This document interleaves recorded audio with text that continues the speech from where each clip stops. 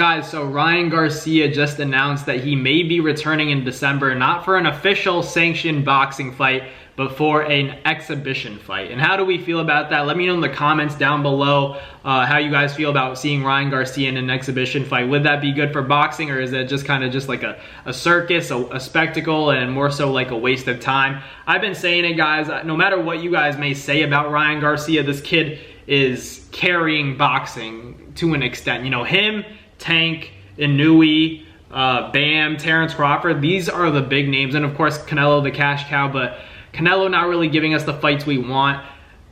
All the other names that I mentioned, Inouye, Tank, Ryan Garcia, specifically, you know, people love to watch these fighters because of their styles, because of their personalities, and of course, you know, what they can bring to the table in terms of, you know, getting other fans from, you know, different sports, people that wouldn't typically watch boxing. They want to see these guys perform. And I think that's why Ryan Garcia is so critical to the sport. It's not because, you know, everybody's saying that he's this YouTuber, he's a good looking dude, this and that. He doesn't actually have talent. He just can talk his way into a fight.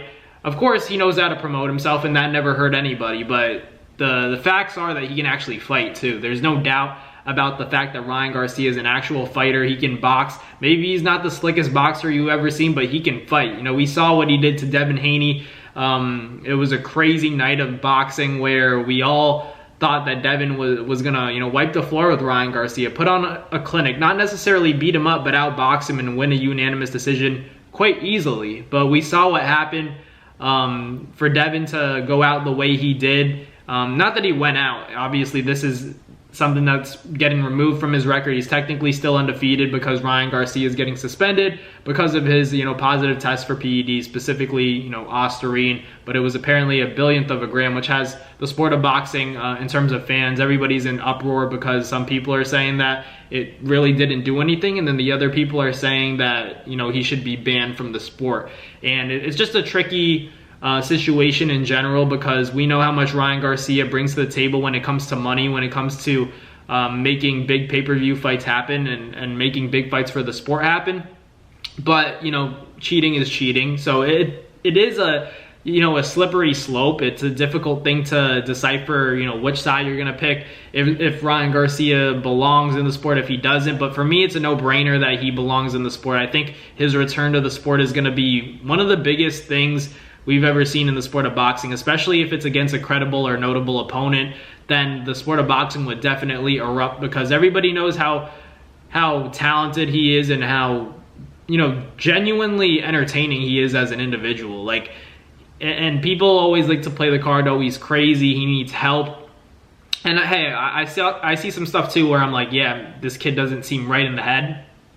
But I've also seen moments where cameras off, I've seen Ryan Garcia, you know, kids would come up to him in a boxing gym and say, oh my God, it's Ryan Garcia. I remember seeing a dad, and his son was like 8, 9 years old, and I think it was his birthday, and the dad was, you know, going up to Ryan and saying, hey, this is my son, he's nervous. And Ryan Garcia, you know, put his arm around the kid, gave him a hug, and basically called, you know, this 8, 9-year-old kid a champ, and was being very, you know, normal. He was being a really good dude, actually. And then, you know, that's not the stuff that gets put into, you know, headlines. That's not the kind of stuff that gets, you know, written in these news articles. It's all about the crazy antics that he's, you know, been showcasing when it comes to the press conferences, where I think every real boxing fan knows by now that that's for promoting, that's for marketing purposes. You know, like, they're not just having a press conference for no reason. They have fighter meetings for that kind of stuff. The press conference is to get the crowd excited. So of course they're going to take things out of context. Ryan Garcia is going to say stuff that he doesn't necessarily mean, and some of it he will mean. But at the end of the day, you know, Ryan Garcia is very exciting because not only can he talk his way, you know, into big fights, but he's also backing it up. You know, it would be different if he was just talking that ended up on the big stage. No, he's genuinely knocking these guys out. You take this Tank fight away, where he was basically a dead man walking, no matter what you guys say. I feel like if you think that was if Tank genuinely beat the best version of Ryan Garcia, if anybody thinks that, I think you don't know anything about the sport of boxing, because there was a rehydration clause and there was a catch weight. So come on, man. Like, you might as well just not fight him. You might as well fight somebody else, bring somebody else up in weight. He's fighting guys that are technically bigger than him, but he shrinks them down. And if a guy is smaller, then he'll allow him to come up. So come on, like nobody is giving Tank credit because